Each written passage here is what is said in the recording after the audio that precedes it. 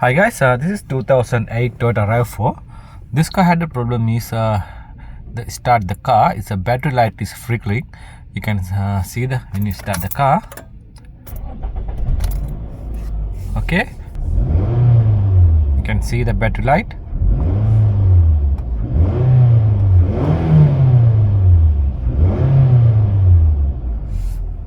So this is the problem.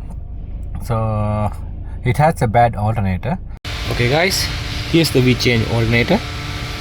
So this was a problem,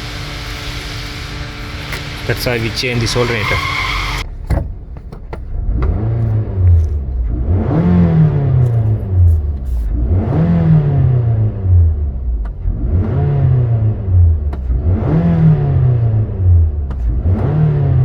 Okay, you can see the battery light is not now flickering.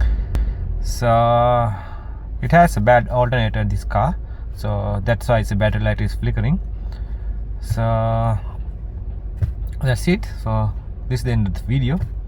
Thanks for watching my videos. We'll see you in the next one.